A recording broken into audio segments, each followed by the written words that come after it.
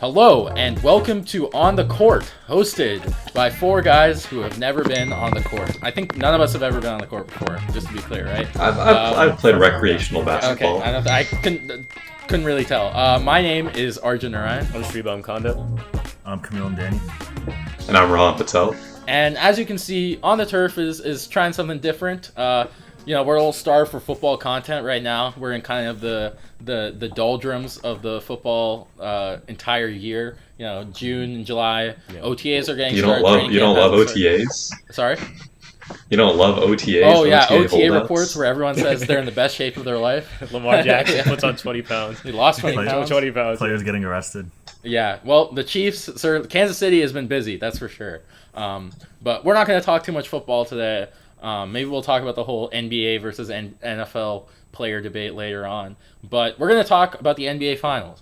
And, I'm not a person who knows too much about basketball. So even though I usually drive the conversation in terms of kind of hosting this show, I'm going to pass it off to Rohan for this episode. Because, first of all, Rohan, you're a big Phoenix Suns fan. Am I correct? Don't start there. And Shree, you're a big Minnesota Timberwolves. And yeah, it's been a good season for the Timberwolves. Amazing season. Yeah. Especially great. Was it a sweep? I believe it was a sweep. I don't know too much basketball, but I believe it was a sweep. Yeah. They got a game. We didn't get a game. No, they didn't. Camille, I appreciate your bad memory, but we did not get a game. Rohan, how do you feel about the Suns season overall before we talk about the Timberwolves and the conference finals? Is there like a KD move in the offseason? Like, what's going on? I don't even know, man. I didn't expect to win much this year, I can't lie. Half of the year I knew that we weren't getting to the finals, so I'm glad it was a swift death for us. I think it's what we needed. We fired Frank Vogel. I like Mike Budenholzer. He beat us in the finals before. I think he can get us back to the finals.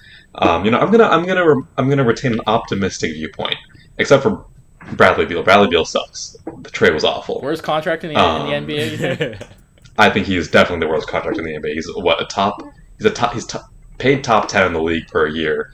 And last I checked, he couldn't pass the ball, couldn't shoot the ball, couldn't defend. I don't really know what he does. Why have a point guard? He's a point guard, right? Shooting guard. No, he's not the point guard. Oh, okay. I knew that. That's if you knew ball, you would know that we don't have a point guard, and that was one of our biggest issues. We just expected him and Devin Booker to sort of manage it, and they didn't. Anyways, I'm looking forward to a new year, putting this chapter behind us. I'm not watching the NBA Finals because I hate the teams involved, but we can start off by talking about the conference finals and the team that swept us, the Minnesota Timberwolves. Honestly, I thought the Timberwolves had a pretty good run. Yeah, I think they're way ahead of schedule from where they're supposed to be. Anthony Edwards is him. The Mavericks, I don't like them that much. You don't like Luka, Rohan? You don't like Luka? You don't like Kai? Daddy issues? Oh wait, I forgot he's a Suns fan. I don't like Luka. I don't like Mr. Foulbaiter, Mr. Crybaby, Luka Doncic. He is really whiny. He whines so much. I don't get it. I don't get why Devin Booker doesn't whine that much, and people call him a crybaby. And Luka Doncic does it all the time. So much. He doesn't. Luka Doncic whines about everything, bro, and he actually looks like a crybaby. No. But no, I mean, overall, I thought it was a good series from the Mavericks. What do you guys like from them? What did you think? Was what did it for the Mavericks to pretty much, or get a gentleman sweep rather of the Timberwolves? Yeah. I mean, watching all 7 games or 6 games or 5 games, whatever it was. There you go. Yeah. I think for me, the one game that I feel like the Wolves won, Luka and Kai, they just did not pause play. for 1 second. Yeah. Sorry, can you not hear Shree at all? No. Okay, wait, let's switch this. Put that in that ear. I'll put this in this ear. Okay. Can you hear me now? Yeah, a lot better. Okay. Yeah, much better. Cool. All right. Wait, can you hear me? Yeah. Yeah. Okay. Yeah. So, sorry. You want to just ask the question again? You don't answer the question. Just Timberwolves, Mavericks. Oh yeah. What went? Oh yeah.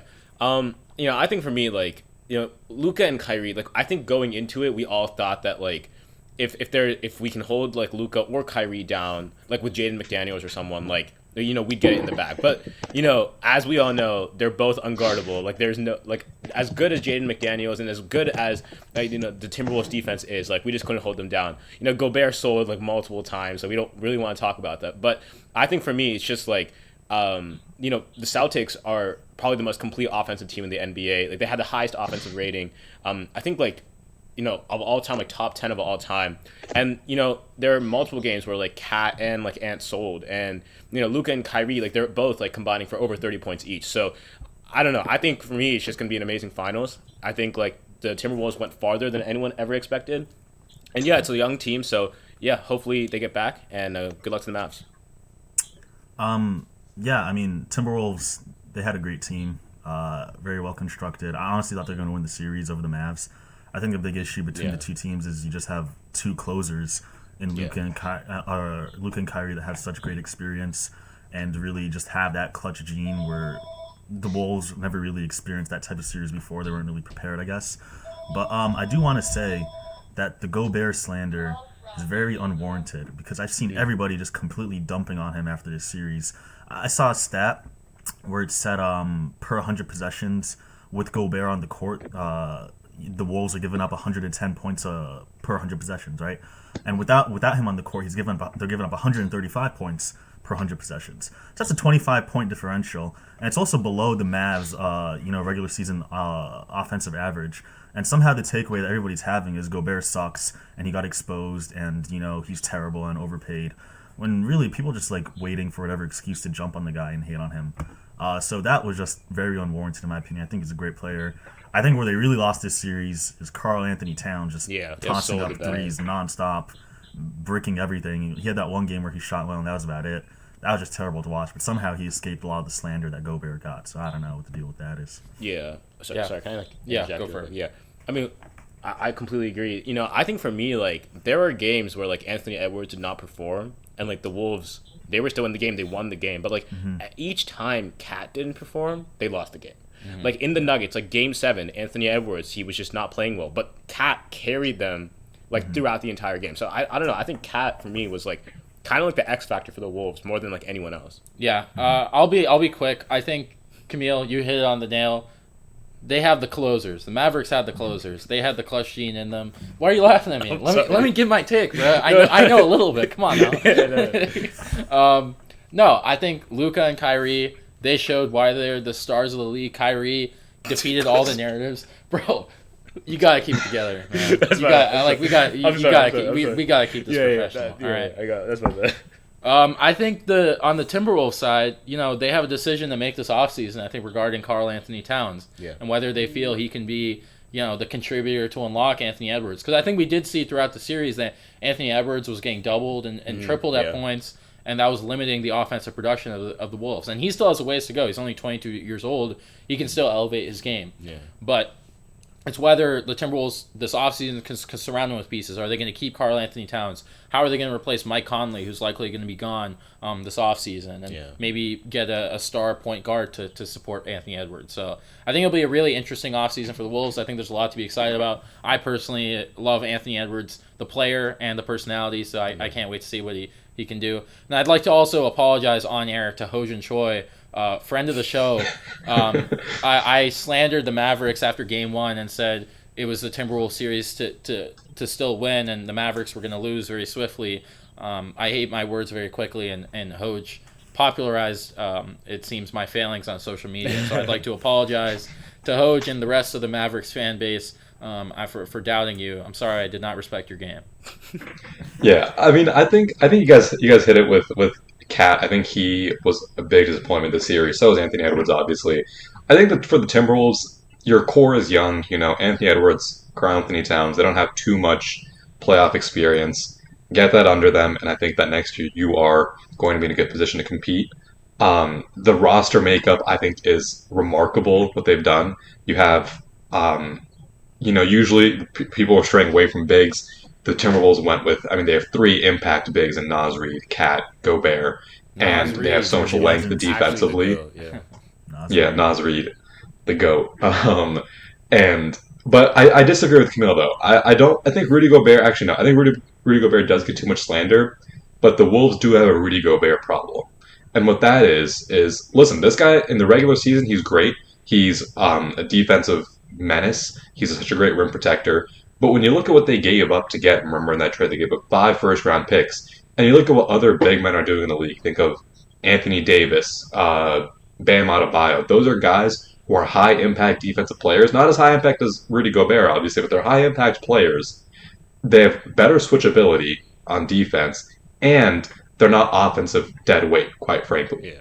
And when you look at that, when you look at what the Wolves have to do now, is that when you get into the playoffs, you have a guy who's going to get picked on consistently on pick and rolls where defenders are switching over. You saw that with the Luka Doncic game winner. And then on the offensive end, he's not even giving you that much either. I think Gobert, he's a great player, don't get me wrong, but I think come playoff time, there is a Rudy Gobert issue where you can't on some places defensive liability, but you just can't afford when he's already an offensive liability. When he's not putting the ball, when he's not scoring, when he's not as aggressive as other bigs on offense. There's better bigs out there who do both things, and Gobert got played off the court sometimes in these playoffs. I disagree. Gobert is just a black hole on the defensive side. You know, he completely eats up entire zones of the court. He's just such a valuable player to have. And offensively, he leaves stuff to be desired, but he's not a complete, he's not a complete dead weight like you described him. I think that's a little bit too much. But who knows? Yeah, agree to disagree. Next. Yeah. I mean, I don't think. I mean, granted, I don't think that the Wolves are going to be. If they can figure out how to mask them these issues, I'm sure they'll be fine. Mm-hmm. But I think that's the one concern that they could have with the way their roster is structured right now. But moving on to the other, we'll talk about the Mavericks more. I'm sure when we do our finals preview. Moving on to the other conference, Celtics Pacers. I mean, I was hoping for more of a fight. I was hoping for more than a sweep, but alas, that is what we got. Game 1 was a lot of fun.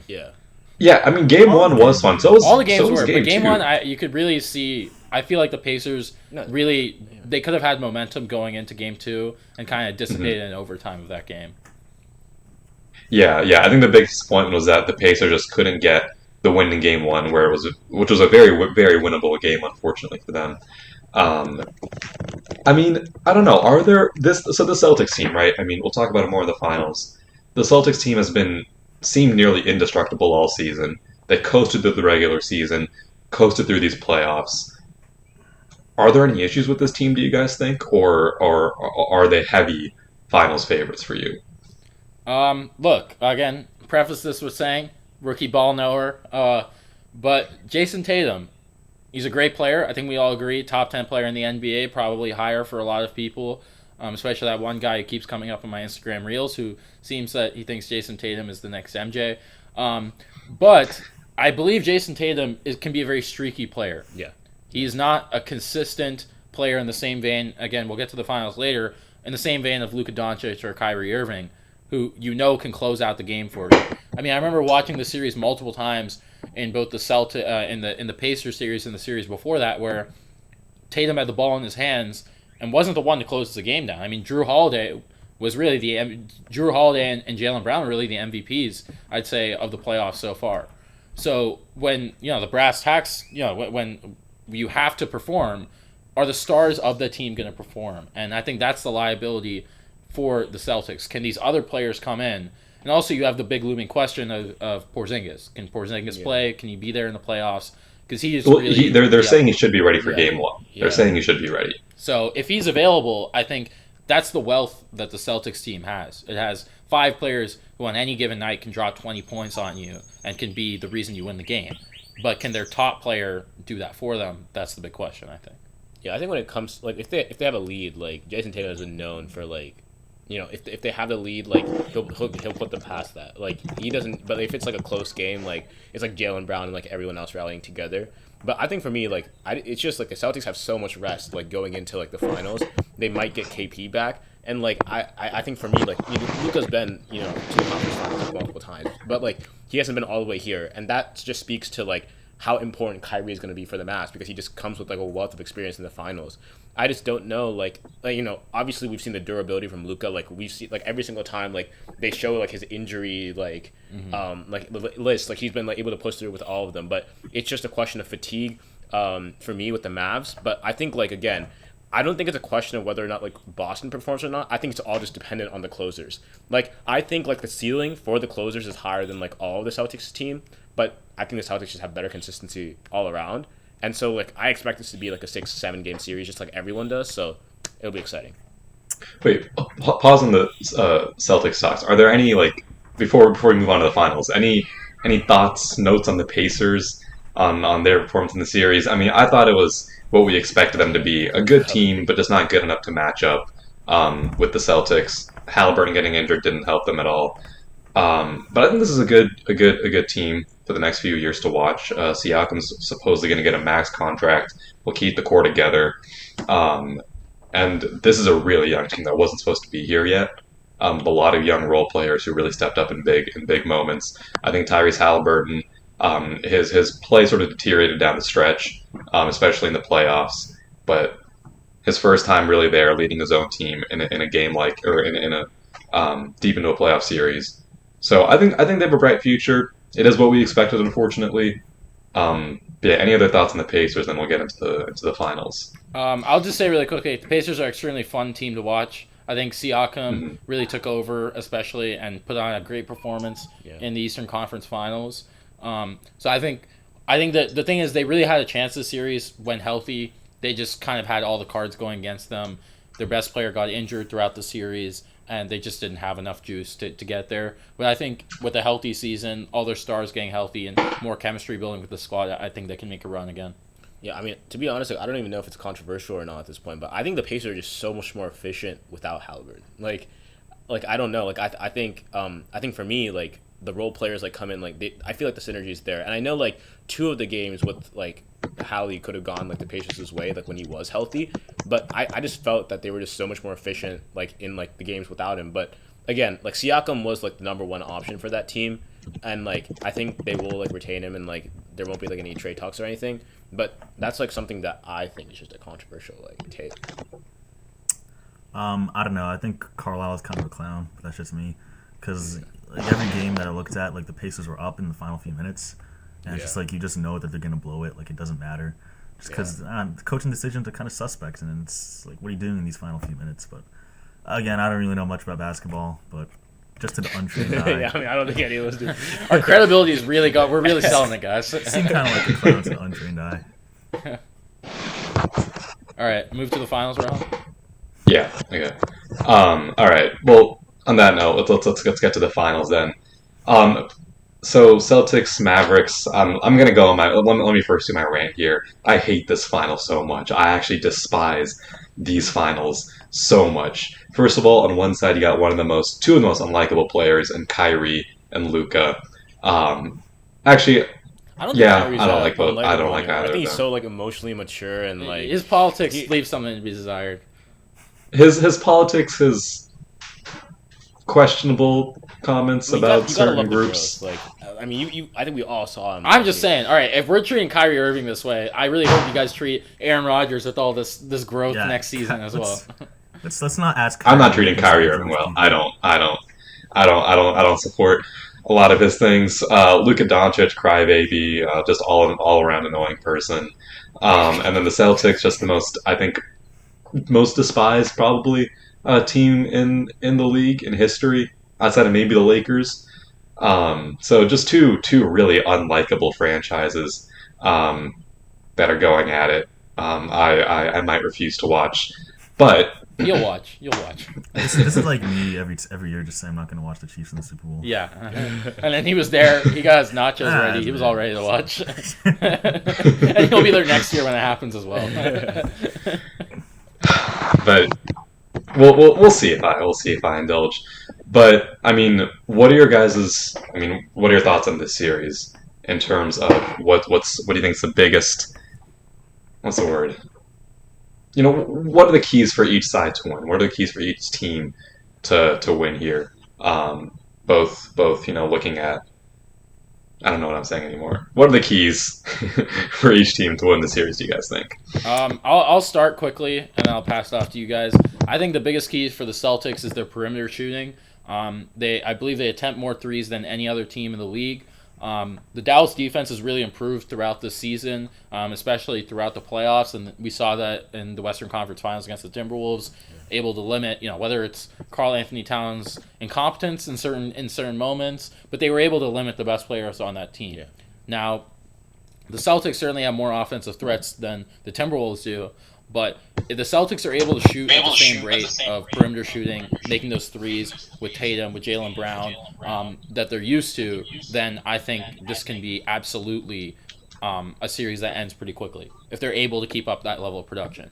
Now, if the Mavericks defense is able to counter that, I think they have the edge there. In terms of the Mavericks, I think we already discussed it. It comes down to Luka, I think. It comes down to whether he's healthy throughout the series, whether he can close the game, as he's shown time and time again throughout this playoffs. If he's able and he's upright, I'm betting on the Mavericks to win this series. But that's my casual take. Yeah, I think I hinted at this before, and I'll stand on it too. I think it's just I think if Luka and Kyrie can put up 30+ point games throughout the series, just like they did against the Timberwolves, I think they'll win the series. I just think the ceiling that they have is just higher than whatever the Celtics can produce offensively. But I also think it's dependent on the Mavs role players. There are so many. I honestly have other than PJ Washington, there are so many other players that are on the Mavs role player list that I just can't think of at the top of my head. But Gafford and getting everyone involved, I think is super important for them. Derek Lively, exactly. Ball. But I think involvement of role players and just Luka and Kyrie, I think is what it's gonna be the X factor for them. And for the Celtics, I completely agree with Arjun. I guess the biggest factor for the Celtics comes down to Jason Tatum. Like we said, he's a very talented player, arguably top 5 in the league. And the way he's built, the way his best skills are developed, is to be like a LeBron-esque player. Driving to the rim, playing with that style of dominance. But you could tell by the way he idolizes the man, he just wants to play like Kobe, and he's not really built for it. But he's constantly just trying to hit those step backs, just dribbling around like crazy. When if he really just locks in and just drives to the rim, he could be completely unstoppable. So I don't know. I feel like Jason Tatum just be Jason Tatum. Do what works for you. Drive in, do all that stuff. I feel like it's pretty unstoppable. But they just get in their heads constantly, these Celtics. We've seen it time and time again. I think that's the biggest issue with the team.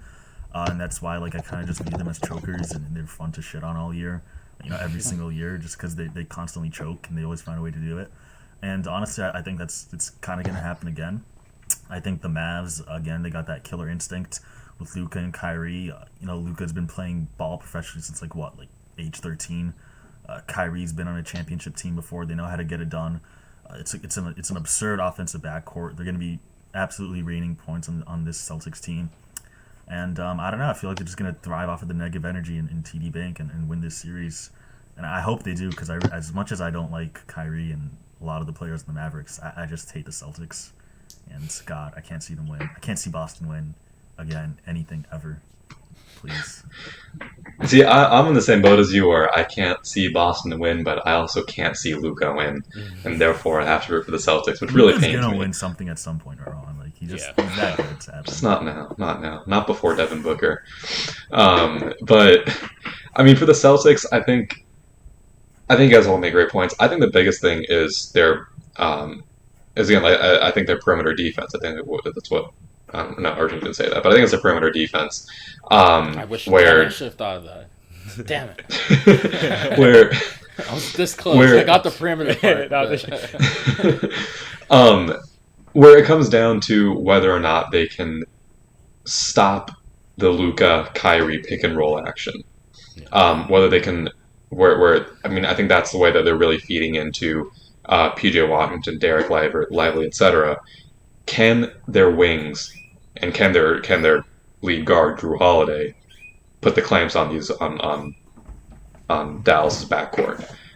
Now, Boston. I mean, this doesn't mean much considering who Dallas just beat, but Boston's the second best defensive rating in the entire league, behind the Minnesota Timberwolves. So I think that's a pretty big thing to keep in mind, considering that this isn't a team anymore that has a known defensive really big defense star like Rudy Gobert.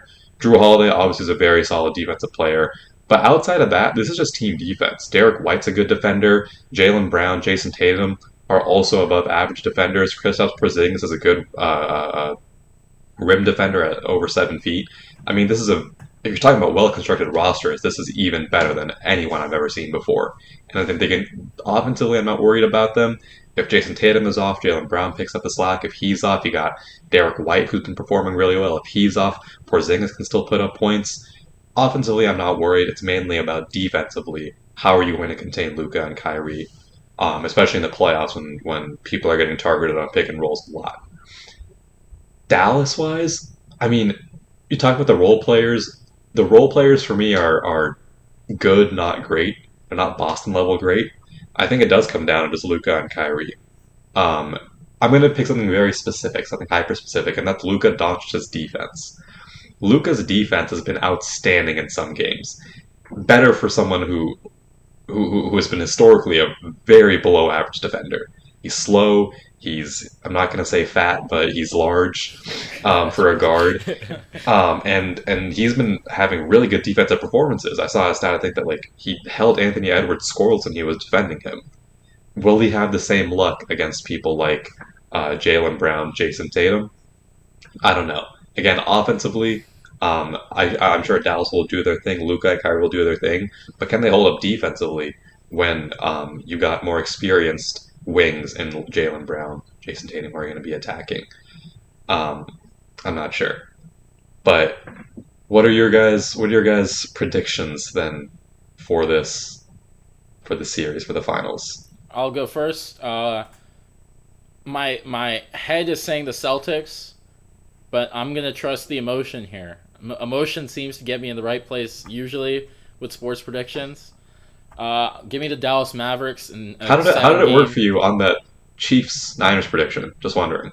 Just curious. Shut the fuck up. It usually works. I didn't say Okay. always. It went to I'll the say- team. It's a coin flip. Yeah. I'll give me the Mavericks in a thrilling 7-game series. Obviously, Finals MVP, Luka, Overwatch King, Doncic. All right, I go next. Unlike Arjun, I'm gonna go with my head on this one. I'm gonna take the Celtics in 6. Finals MVP. Jalen Brown. I'll take the Mavs in 6, closing it out at home. Kyrie Irving MVP. I might be a bit biased here. Give me the Celtics in 5. I think the Mavericks are severely outmatched here. Their experience, they don't have finals experience. The Celtics do. This is going to be Jason Tatum's crowning moment. Jason Tatum MVP. I really don't like this outcome that much, but I think it's the most obvious.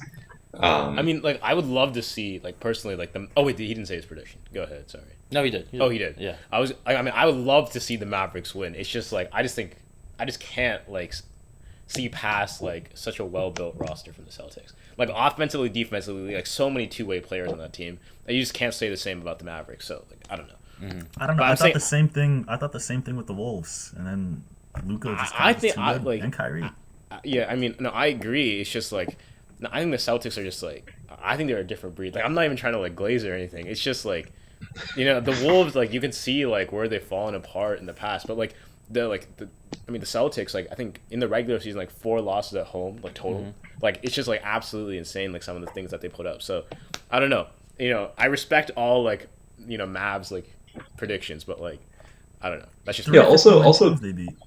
That's true. That's true. but also don't sleep on the fact that they've been here before. Jason Tatum has been here before. Jalen Brown has been here before. These guys theoretically should know what it takes more than say Luka Doncic. Obviously, Kyrie's won a championship, so I'm not going to use that example. But this is a roster full of experienced players, whereas the Mavericks, you got a lot of guys, a lot of young guys are probably here for the first time ever. And I'll trust the experience more than anything. Yeah. So I know, man. I hate this again. I hate this finals, but give me the Celtics. Luka has that killer instinct that I've never seen from Jason Tatum or Jalen Brown. It's in like Mahomesian. 8 years on the Oh, Celtics. It's all right, Mahomesian. all right. It's Mahomesian.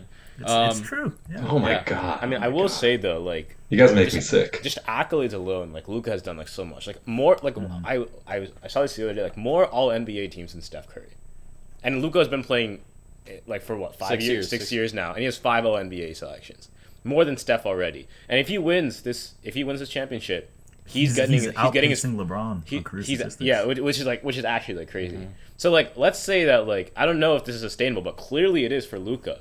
Like, where do you guys predict he ends up like on an all-time like NBA list? Luka Doncic. I'm gonna say again, casual, but I'm gonna say top 15. I think near top 10 too. So Arjun's saying, that's completely baseless, like- but someone else can talk. That's so just a number. Arjun's saying like you don't have to explain yourself. Just like just like a quick like. Where do you think?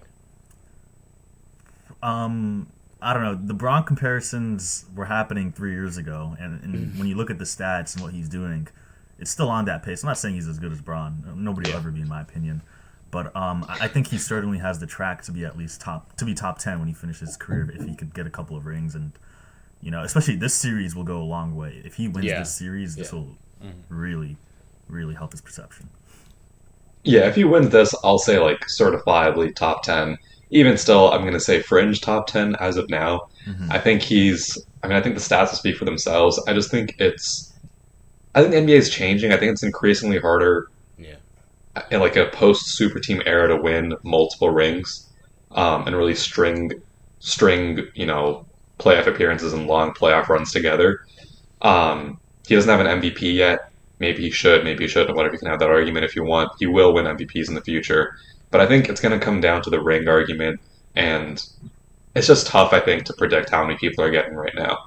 So I would say top 10 just based on stats alone. But if he wins this one, he'll be, unfortunately, a top 5, maybe even player in history. Which really I kind of annoys me. agree with Rohan. I would say like fringe top 10. Like I could see him even as like high as 7, maybe even like 6. I don't think it'll go any further than that.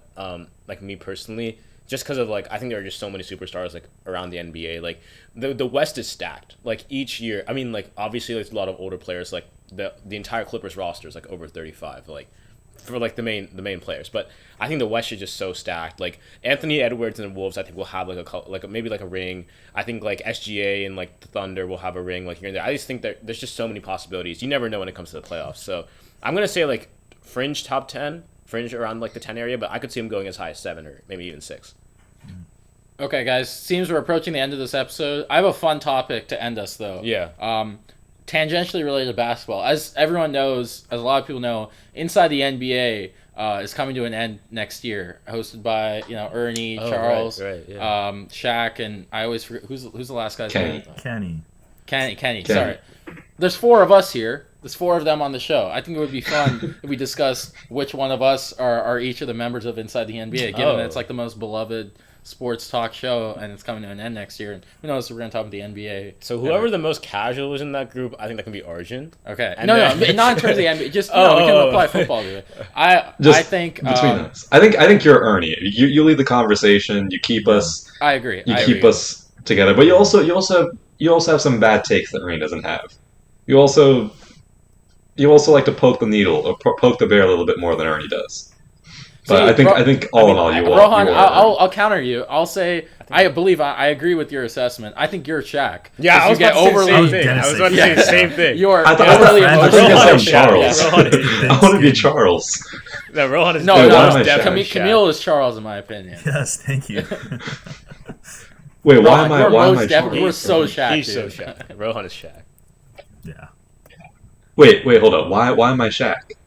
Because of your outrageous takes, like all the time. Like my thing with like, And you're Shaq, so emotional about your he's- takes. Yeah, because I mean, this season alone, like Shaq was like, he started like hating on Jokic, like that SGA should have been the MVP. Like I could point out like numerous times, like Rohan, like throughout like the 4 seasons of On the Turf, where he's just been like so emotionally invested. Whether it was like delusion about the Cardinals, There was Trey Lance. Yeah, there was a Trey- whole yeah. Trey Lance thing. There was all your incessant Lamar Jackson like glazing. my and God. Jalen Hurts glazing. Tua glazing. Yeah, the like, Tua glazing is the most. I mean, Jesus. yeah, Tua. it was so like you and Shaq, like the resemblance just uncanny. I think Camille, we share elements of Charles, but I think I'm more Ernie than you are Ernie. So I think I would say you're definitely Ernie or you're Charles. I'd say Shree, you're Kenny.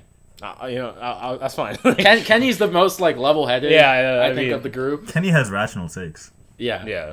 And Shree, that's well, Yeah, Shree, Kenny's you smart. have some irrational takes. But like, sometimes, I to be think fair. most of my takes are like rational. Like the Texans to the Super Bowl next year. I can't lie. That was Increasingly that was good. rational. Like, Shri, you predicted Broncos Vikings for this Yes, year. actually, let's not forget that. Let's just say that was just like.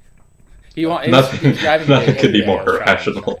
Okay, so in review, Camille, Charles, myself, Ernie, Shree, Kenny, and Rohan, who are Shaq. most definitely Shaq.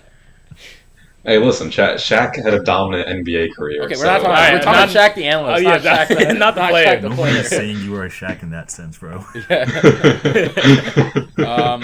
But that's about it for this episode of On the Turf, on the Court. Thank you guys so much for listening. Let us know if you enjoy more NBA/other sports content for On the Turf. We'll Maybe see you what can we. bring on some other experienced people. Yes, definitely. Nobody's gonna want to hear our takes after this. Yeah, this might be it for us. But stay tuned. We're not going to have too many episodes coming out this summer, but as we approach July and August, we'll be getting back as training camp started. Fantasy content coming down very soon. Those mock drafts right around the corner, boys. Can't wait for the new fantasy season and the new edition of the On the Turf League. But thank you guys so much for listening. My name is Arjun Ryan, I'm Shribam Konda. I'm Camille Danny. And I'm Ron Patel. and we'll see you next year on the court. Okay.